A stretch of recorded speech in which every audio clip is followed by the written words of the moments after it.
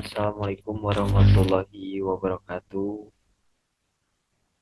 Perkenalkan, nama saya Ardian Azari dengan NIM 202100803339, kelas manajemen 21I. Di sini saya akan menjelaskan sedikit tentang ruang lingkup manajemen risiko keuangan guna untuk memenuhi tugas mata kuliah manajemen risiko keuangan yang diampu oleh Bapak Dr. Gustian Juanda. Di sini ada definisi risiko. Menurut Kamus Besar Bahasa Indonesia, risiko diartikan sebagai semua kemungkinan terjadinya suatu peristiwa yang bisa membuat perusahaan merugi. Kemudian menurut Profesor Dr. Insinyur Sumarno, MS, risiko merupakan suatu kondisi yang muncul karena ketidakpastian dengan seluruh konsekuensi tidak menguntungkan yang mungkin terjadi.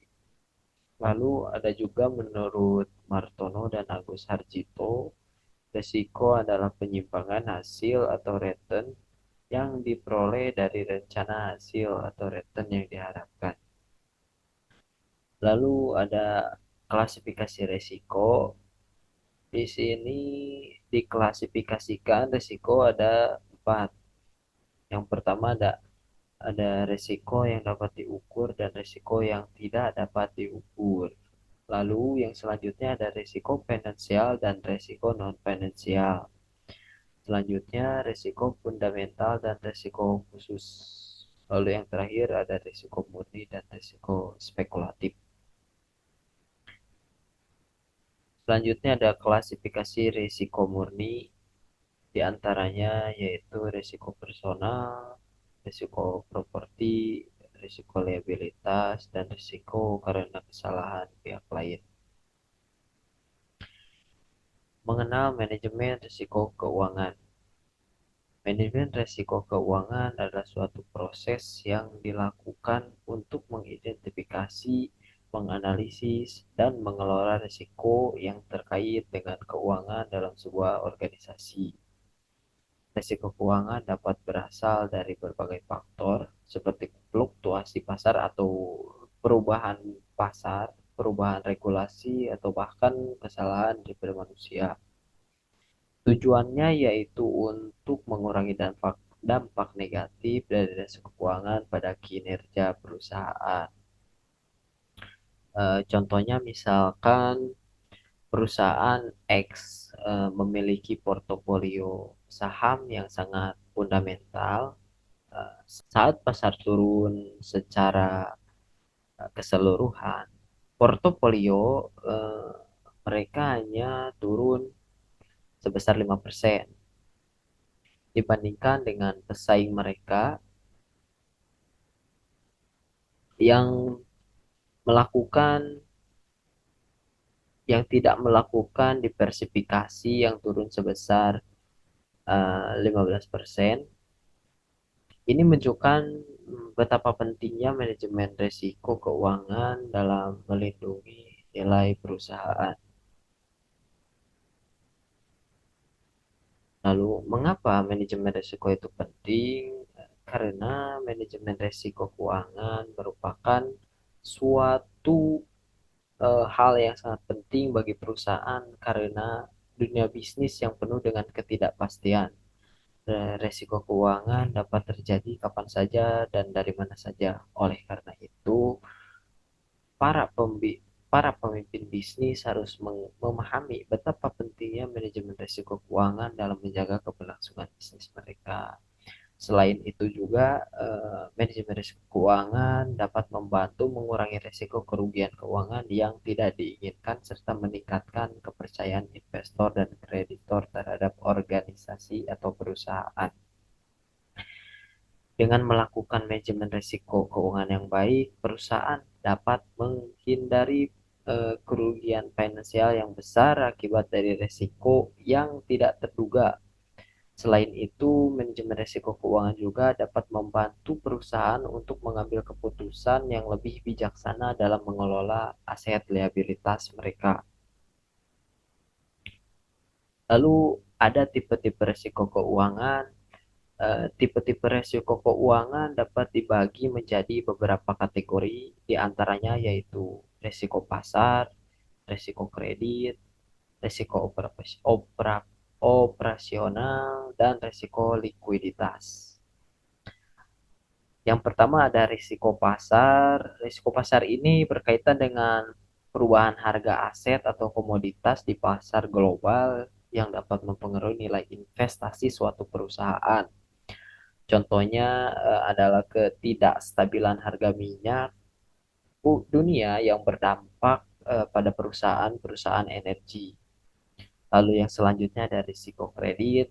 Ini berkaitan dengan kemungkinan gagal bayar dari pihak yang memiliki hutang kepada perusahaan seperti nasabah atau mitra bisnis. Contohnya yaitu kebangkrutan salah satu pemasok bahan baku yang mengakibatkan keterlambatan produksi.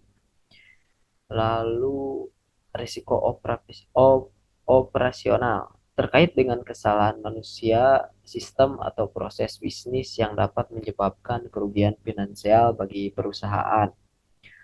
Contohnya yaitu kebocoran data pelanggan akibat kegagalan sistem keamanan informasi.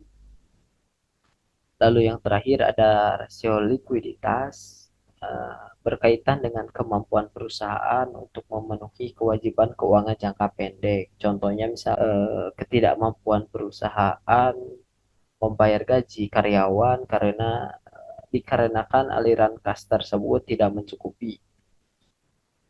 Lalu memahami tipe-tipe risiko keuangan sangat penting bagi perusahaan dalam merencanakan strategi manajemen risiko.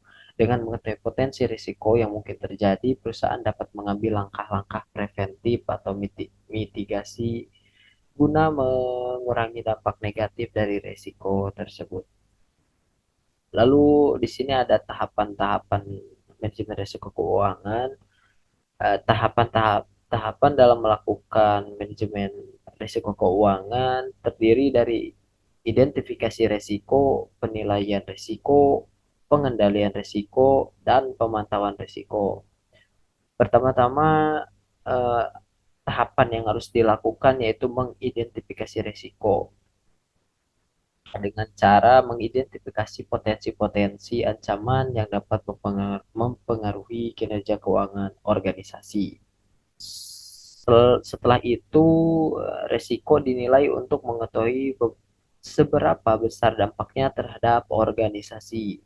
Kemudian, pengendalian risiko dilakukan dengan cara mengurangi dampak risiko atau meminimalkan kemungkinan terjadinya risiko. Lalu yang terakhir, pemantauan risiko yang dilakukan secara berkala guna untuk memastikan bahwa tindakan pengendalian yang telah dilakukan efektif dan tidak menimbulkan risiko baru.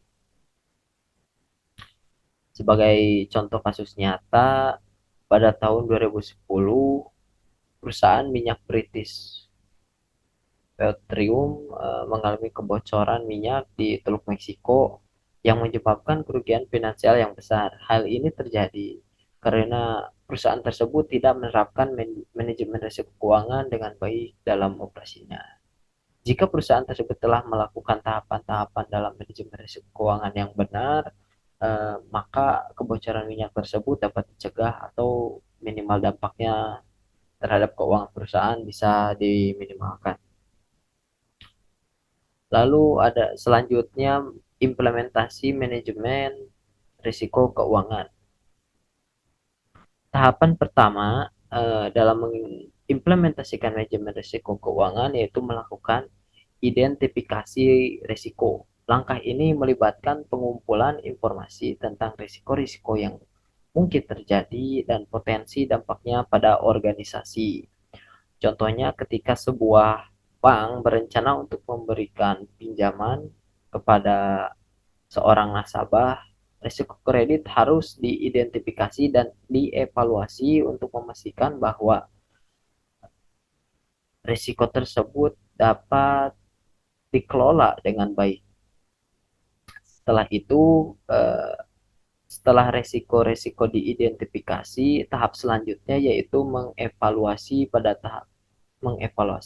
tahap ini, risiko-risiko yang telah diidentifikasi dinilai berdasarkan probabilitas terjadinya dan dampak yang ditimbulkan.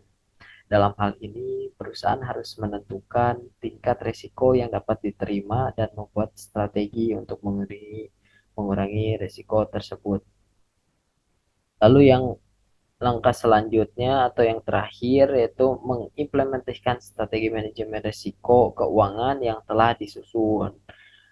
Hal ini melibatkan pelaksanaan tindakan yang telah dipilih untuk mengurangi atau menghindari risiko.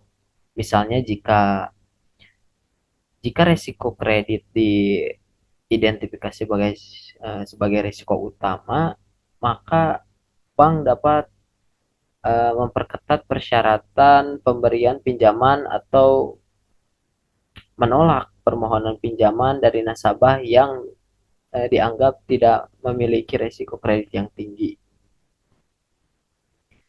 Lalu yang terakhir ada manfaat dari manajemen risiko keuangan. Manajemen risiko keuangan dapat membantu organisasi mengidentifikasi, menganalisis, dan mengelola risiko yang terkait dengan kegiatan bisnis atau uh, organisasi mereka. Dengan menerapkan manajemen risiko keuangan, organisasi atau perusahaan dapat mengurangi kemungkinan kerugian finansial akibat risiko tersebut. Contohnya, sebuah bank dapat menerapkan manajemen risiko keuangan untuk mengelola risiko kredit yang terkait dengan pemberian pinjaman kepada nasabah. Dengan melakukan analisis risiko secara teratur, bank dapat mengurangi kemungkinan gagal bayar dari nasabah dan menjamin keberlangsungan usaha mereka.